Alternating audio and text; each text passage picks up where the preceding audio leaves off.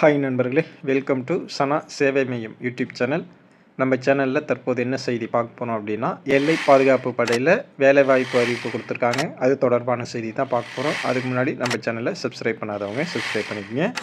மத்திய அரசினுடைய பல்வேறு துறைகளில் விளையாட்டு வீரர்களுக்கான கோட்டாவில் பணி வாய்ப்பு வழங்கப்படுது. அந்த வகையில் மத்திய உள்துறையின் கீழே இருக்கக்கூடிய எல்லை பாதுகாப்பு படையில் காலியாக உள்ள வேலை வாய்ப்பிற்கான அறிவிப்பு தற்போது வெளியாகிருக்கு. 391 ஜெனரல் டியூட்டி கான்ஸ்டபிள் பதவிகளுக்கான ஆன்லைன் வழியாக விண்ணப்பம் வரும் 16ஆம் தேதி தொடங்குது. குரூப் சி கீழே நிரப்பப்படும் இந்த பணியிடங்கள் தற்காலிக முறையில் நிரப்புகிறாங்க.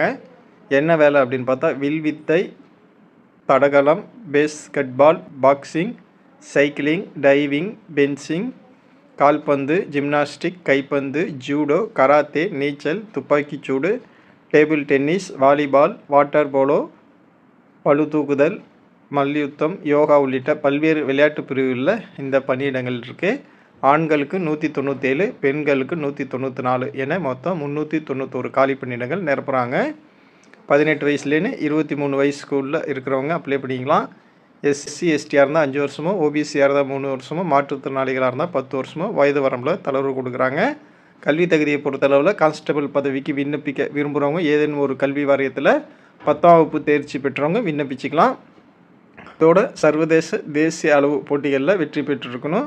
சம்பளத்தை பொறுத்தளவில் விளையாட்டு கோட்டாவில் கீழே உள்ள கான்ஸ்டபிள் பதவிக்கு நிலை 3ன் கீழே 21,700 முதல் 69,100 வரை சம்பளமாக வழங்குறாங்க.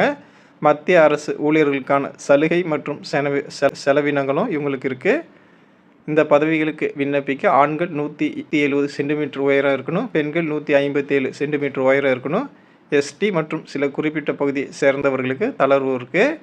ஆண்களுக்கு மார்பக விரிவு 80 சென்டிமீட்டர் இருக்கணும், கண் பார்வை 6.6 அண்டு 6.9 என்ற அடிப்படையில் இருக்கணும். இந்த பணியிடங்களுக்கு விளையாட்டு வீரர்கள் ஆன்லைன் வழியாக மட்டுமே விண்ணப்பிக்க முடியும். விண்ணப்பதாரர்களில் விளையாட்டு மற்றும் கல்வி தகுதியின் அடிப்படையில் தேர்வு செய்யப்பட்டு அடுத்த கட்ட தேர்வு முறைக்கு அழைக்கப்படுவாங்க. சான்றிதழ் சரிபார்ப்பு, உடற்தகுதி தேர்வு, மருத்துவ பரிசோதனை ஆகியவற்றின் அடிப்படையில் தேர்வு செய்யப்படுவாங்க. இந்த பணியிடங்களுக்கு விண்ணப்பிக்கணும் அப்படின்னா rec.bsf.government.in இந்த வெப்சைட்டில் அப்ளை பண்ணிக்கலாம். இந்த வேலைக்கு விண்ணப்பிக்க கடைசி நாள் 4/11/2025. விளையாட்டுத்துறையில் சாதனை புரிந்து வரும் வீரர்களுக்காக இந்த வாய்ப்பு வழங்கியிருக்காங்க. வாய்ப்பும் விருப்பமும் உள்ளவங்க அப்ளை பண்ணிக்கங்க. நன்றி.